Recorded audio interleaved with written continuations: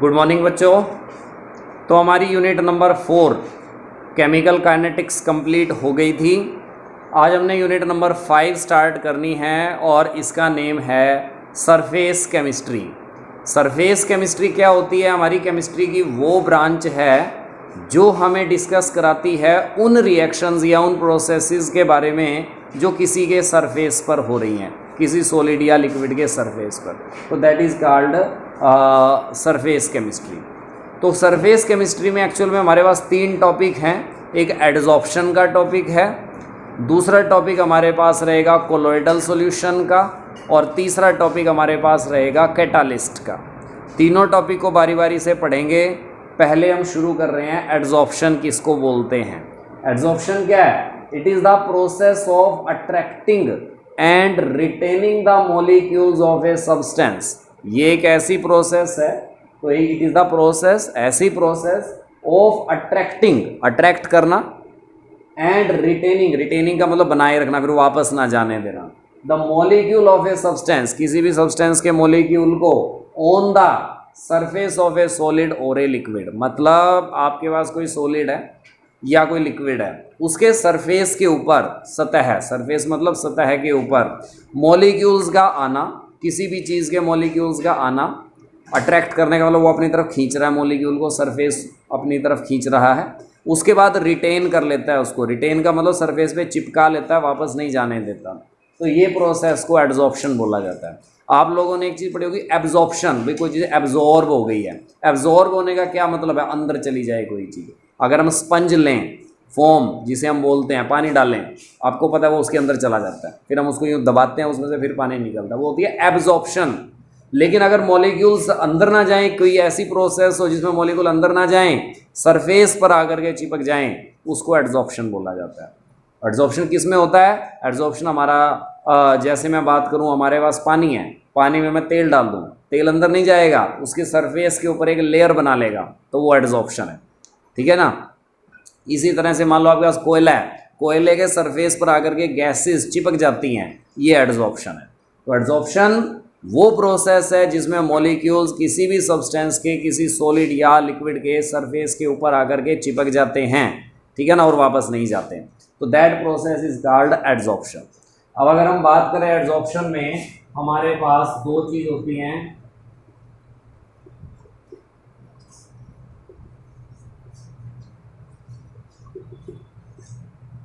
एक होता है एड्जॉर्बेट और एक होता है एड्जॉर्बेंट। 2 चीजें हम एड्जॉर्प्शन में डिस्कस करेंगे। ये 2 चीजें क्या होती हैं?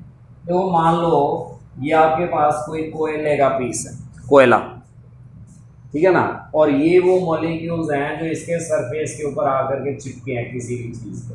तो ये तो आपके पास हो गए हैं एड्जॉर्बेट, और जो कोयला है ये हो गया है एड्जॉर्बेंट। तो देखिए एक बार दोबारा से, जो मॉलिक्यूल सरफेस के ऊपर आकर के चिपके हैं उन्हें तो हम नाम देते हैं एड्जॉर्बेट, और जिस सॉलिड या लिक्विड के सरफेस के ऊपर एड्जॉर्प्शन हुई है उसे नाम दिया जाता है एड्जॉर्बेंट। तो आप इनको कैसे लिखेंगे? आप लिखेंगे एड्जॉर्बेट को the molecules of a substance which are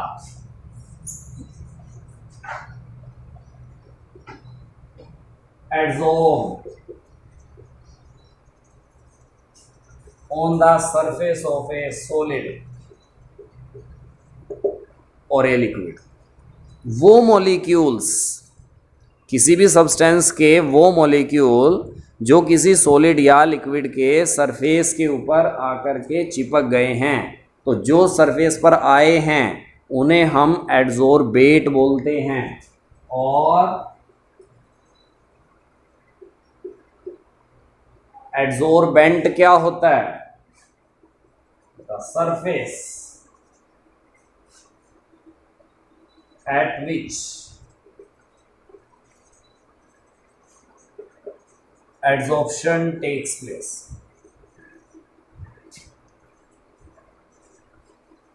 तो जिस सरफेस के ऊपर, यानी कि वो सॉलिड या वो लिक्विड जिसके सरफेस के ऊपर एड्जॉर्प्शन हुआ है उसे हम लोग नाम देते हैं एड्जॉर्बेंट। तो एड्जॉर्बेंट वो सरफेस है जिसके ऊपर आपका एड्जॉर्प्शन हुआ है, और एड्जॉर्बेट वो मॉलिक्यूल हैं जो किसी सॉलिड या लिक्विड के सरफेस के ऊपर आकर के चिपकते हैं। ठीक है जी, तो ये था हमारे पास इसके बारे में। अब हम डिस्कस करते हैं एंथैल्पी ऑफ एड्जॉर्प्शन।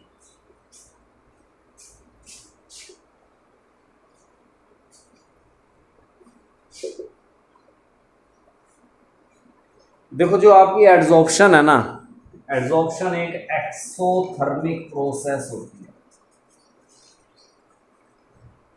मतलब जब भी आपका एड्जॉर्प्शन हुआ है तो कुछ ना कुछ हीट निकलती है, उसे हम लोग, इसलिए ये एक्सोथर्मिक प्रोसेस है। तो एंथैल्पी ऑफ एड्जॉर्प्शन का मतलब होता है जब एक मोल कोई गैस आपके सॉलिड या लिक्विड के सरफेस के ऊपर आकर के एड्जॉर्ब हुई है, तो उस एक मोल गैस के एड्जॉर्प्शन से जितनी हीट निकली that is called enthalpy of adsorption. तो आप इसे कैसे डिफाइन करेंगे? ये एक्सोथर्मिक है, मतलब हीट हमेशा निकलती है, तो हम इसको लिखेंगे enthalpy, it is the amount of heat, it is the amount of heat which is released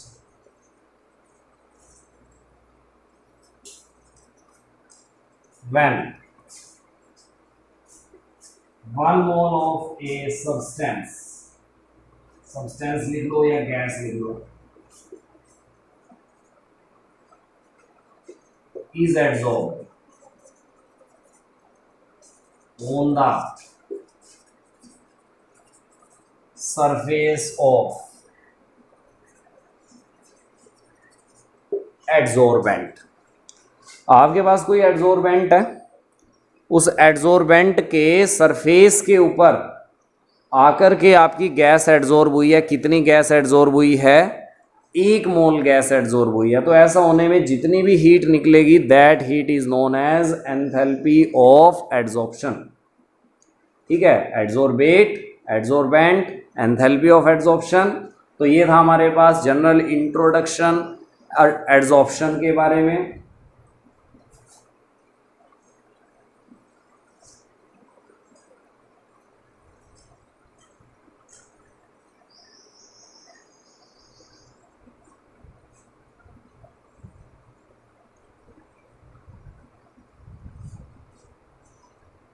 इसी के अंदर मैं आपको एक चीज और बताता हूं, जो हमारे पास टॉपिक है thermodynamic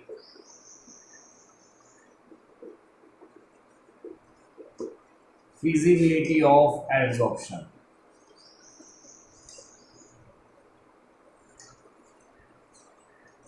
thermodynamic feasibility of adsorption. तो एड्जॉर्प्शन थर्मोडायनेमिक की टर्म में कैसे फिजिबल है, कैसे पॉसिबल है? तो देखो,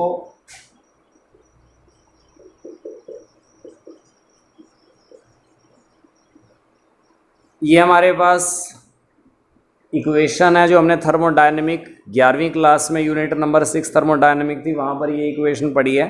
delta G change in Gibbs free energy है, delta H change in enthalpy है, T delta S T is the temperature, delta S is change in entropy. तो अब थर्मोडायनेमिक की टर्म में हम डिस्कस करते हैं कि हमारी प्रोसेस स्पॉन्टेनियस कब होगी। ठीक है, आपका एड्जॉर्प्शन पॉसिबल कब होगा? अभी मैंने आपको बताया कि एड्जॉर्प्शन में हीट निकलती है, मतलब डेल्टा एच आपका हमेशा नेगेटिव रहेगा, और जिस समय आपका एड्जॉर्प्शन होता है उस समय मॉलिक्यूल्स सरफेस पर आकर के चिपके हैं। सरफेस पर आकर चिपक गए तो मतलब उनकी मूवमेंट थी, रैंडमनेस थी, वो कम हो गई है। डेल्टा एस किसको रिप्रेजेंट करता है? मूवमेंट या रैंडमनेस को। तो रैंडमनेस भी आपकी कम हुई है ड्यूरिंग एड्जॉर्प्शन, तो ये भी नेगेटिव है। ये दोनों नेगेटिव वैल्यू हम इस इक्वेशन में पुट करते हैं। ठीक है, delta G is equal to, ये वैल्यू नेगेटिव में है, ये वाली वैल्यू भी नेगेटिव में, ये नेगेटिव और ये नेगेटिव नेगेटिव मिल करके पॉजिटिव बन गई है ये वैल्यू। ठीक है, ये वैल्यू नेगेटिव, ये वैल्यू पॉजिटिव, और साथ में इसके टी भी मल्टीप्लाई है। We know it very well कि किसी भी स्पॉन्टेनियस प्रोसेस का डेल्टा जी क्या होता है, नेगेटिव होता है। हमने +1 में डिस्कस करा है कि प्रोसेस अगर स्पॉन्टेनियस आपकी तब होगी जब उसका ओवरऑल डेल्टा जी नेगेटिव, मतलब आपका जो आंसर है या ओवरऑल आंसर है वो भी नेगेटिव में आना चाहिए। ऐसा कब हो सकता है, आपका ओवरऑल आंसर नेगेटिव में कब आएगा, एक वैल्यू नेगेटिव दे रखी है, एक पॉजिटिव, ओवरऑल आंसर नेगेटिव में तब आएगा जब नेगेटिव वाली वैल्यू बड़ी हो और पॉजिटिव वाली वैल्यू छोटी हो।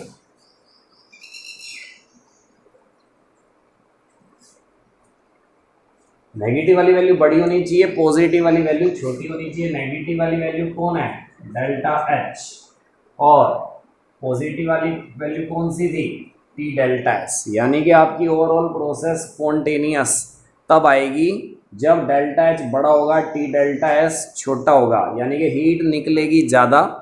ठीक है ना, टेम्परेचर टी कम होगा, ये टेम्परेचर के डिपेंडेंट है, तो हम इसको यूँ लिख सकते हैं कि temperature should be low. Temperature जो है वो आपका कम होगा, लो टेम्परेचर होगा, तभी T delta S value small होगी डेल्टा एच के कंपैरिजन में, और तब जाकर के आपकी प्रोसेस जो है वो स्पॉन्टेनियस बनेगी। ये थर्मोडायनामिक की टर्म में हम लोगों ने डिस्कस किया।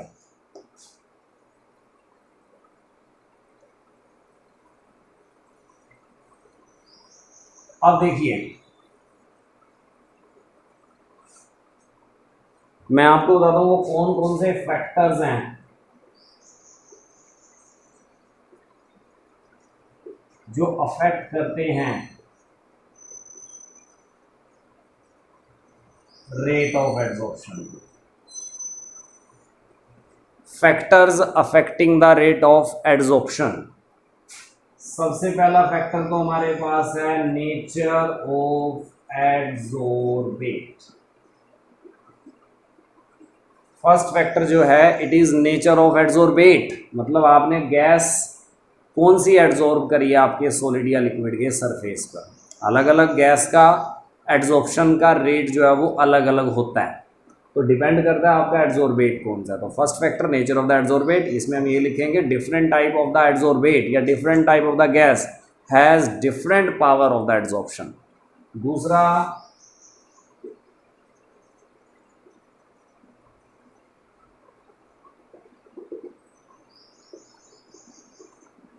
नेचर ऑफ एड्सॉर्बेंट, दूसरा फैक्टर आपके पास है एड्सॉर्बेंट का नेचर की भी। एड्सॉर्बेंट कौन सा है, वो कौन सा सरफेस है जिसके ऊपर एड्सॉर्प्शन हुआ है। तो second factor is nature of adsorbent, जिसके सरफेस के ऊपर एड्सॉर्प्शन आपने किया है। तो ये दूसरा फैक्टर है, क्योंकि हो सकता है एक आपको मैं दूँ कोयला, कोयले के ऊपर एड्सॉर्प्शन कर रहे हो, एक दूँ चारकोल, तो कोयले पे एड्सॉर्प्शन कम होएगा, चारकोल पे एड्सॉर्प्शन ज़्यादा होएगा। चाहे एक चारकोल है वुड चारकोल, एक है एनिमल चारकोल, तो वुड चारकोल पे एड्सॉर्प्शन कम होता है, एनिमल चारकोल पे ज़्यादा होता है। मतलब एड्सॉर्बेंट का नेचर अगर आपका अलग अलग है तो रेट ऑफ एड्सॉर्प्शन भी आपका अलग अलग होता है।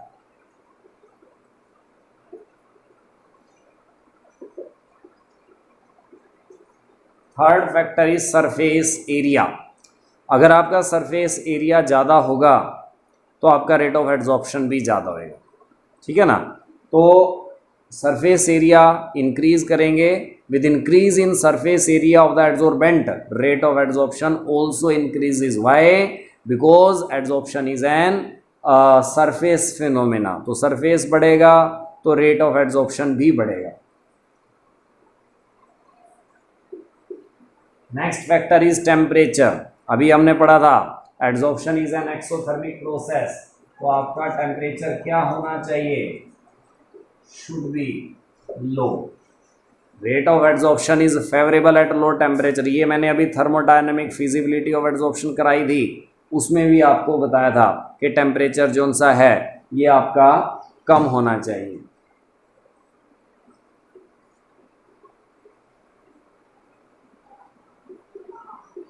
Next factor is catalyst. अगर कोई कैटालिस्ट प्रेजेंट है तो वो एड्सॉर्प्शन के रेट को बढ़ा देगा, एनहांस कर देगा। तो अगर कोई कैटालिस्ट भी आ गया है तो कैटालिस्ट के आने से रेट ऑफ एड्सॉर्प्शन जो सा है हमारा वो बढ़ जाएगा। So these are some factor and last factor is pressure.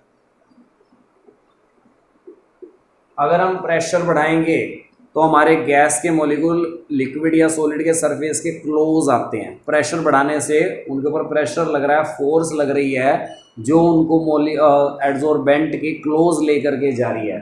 तो प्रेशर के इंक्रीज करने से रेट ऑफ एड्सॉर्प्शन इंक्रीज करता है। टेम्परेचर के बढ़ाने से कम होता है, प्रेशर के बढ़ाने से रेट ऑफ एड्सॉर्प्शन जो है वो डिक्रीज करता है, सॉरी इंक्रीज करता है। प्रेशर से कम होता है और टेम्परेचर से कम होता है, प्रेशर से ज़्यादा होता है। तो ये थे हमारे पास कुछ फैक्टर्स जो अफेक्ट करते हैं रेट ऑफ एड्सॉर्प्शन को।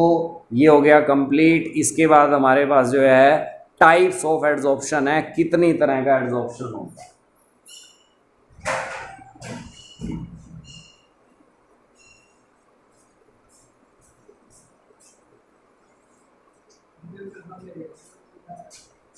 Next topic is types of adsorption. Adsorption हमारे पास कितनी तरह का होता है? तो दो तरह का एड्सॉर्प्शन होता है हमारे पास।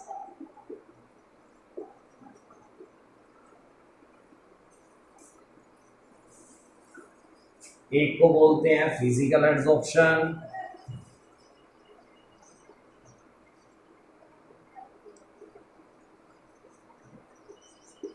और एक को बोलते हैं केमिकल एड्सॉर्प्शन। दोनों में डिफरेंस भी साथ के साथ बता देता हूं, क्योंकि अगर यहाँ से क्वेश्चन बना तो वो डिफरेंस का ही बनता है। या तो पूछेगा एड्सॉर्प्शन कितने टाइप का होता है, दो हो गए फिजिकल एंड केमिकल, या पूछेगा 2 या 3 नंबर में इसके डिफरेंसेस बताओ। डिफरेंसेस वाला टॉपिक वेरी इंपॉर्टेंट, ठीक है। डिफरेंस बहुत इंपॉर्टेंट है इसमें। फिजिकल एड्सॉर्प्शन नाम से पता चल रहा है, अगर एड्सॉर्बेट एंड एड्सॉर्बेंट के बीच में जो फोर्स ऑफ अट्रैक्शन है वो फिजिकल फोर्स हो, यानी कि वीक फोर्स हो, उसे हम नाम देते हैं फिजिकल एड्सॉर्प्शन। तो इसको हम लिखेंगे वीक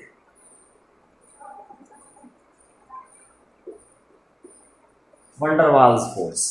फिजिकल एड्सॉर्प्शन ऐसा एड्सॉर्प्शन है जिसमें एड्सॉर्बेट और एड्सॉर्बेंट के बीच में जो फोर्स ऑफ अट्रैक्शन है वो काफ़ी वीक होती है, उसे वीक वंडरवाल फोर्स कहा जाता है। और यहाँ पे स्ट्रॉन्ग फोर्स होती है like a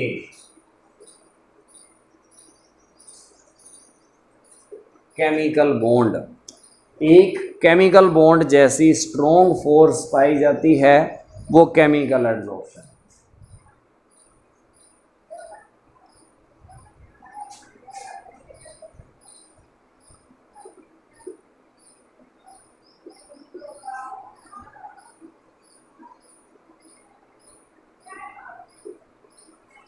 low heat of adsorption, यहाँ जो हीट ऑफ एड्सॉर्प्शन लगती है 20 से 40 किलो जूल पर मोल लगती है। और यहाँ हाई हीट ऑफ एड्सॉर्प्शन कितनी 80 से 240 किलो जूल पर मोल। क्लियर? तो heat of adsorption physical adsorption के केस में कम होती है, केमिकल के केस में ज़्यादा। ये टेम्परेचर के बढ़ाने से कम होती है। जो फिजिकल एड्सॉर्प्शन है ये टेम्परेचर के बढ़ाने से कम होगी, और ये टेम्परेचर के बढ़ाने से first increases then decreases. Temperature के बढ़ाने से ये कम होती है, ये टेम्परेचर के बढ़ाने से पहले तो बढ़ेगी उसके बाद घटना शुरू कर देती है। तो ये हमारे पास तीसरा डिफरेंस हो गया फिजिकल और केमिकल एड्सॉर्प्शन के बीच में।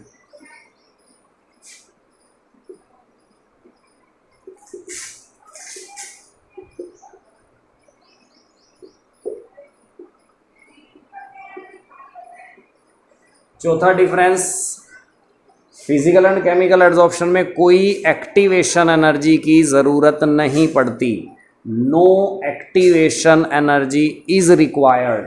और यहाँ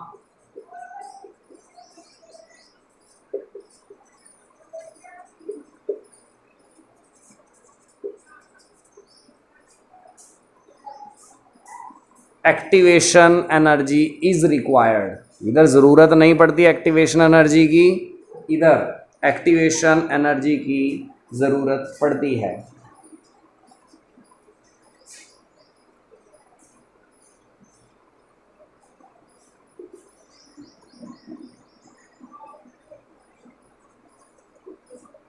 it form multi molecular layer, multi molecular का मतलब लेयर के ऊपर लेयर काफ़ी सारी बन जाती हैं, इसलिए उनमें वीक फोर्स लाई करती है।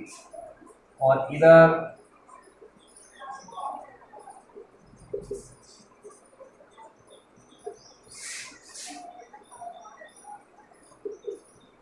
It form unimolecular layer, unimolecular का मतलब सिंगल लेयर बनेगी। So these are differences between physical and chemical adsorption. तो हम लोगों ने आज डिस्कस किया ये सारे टॉपिक्स।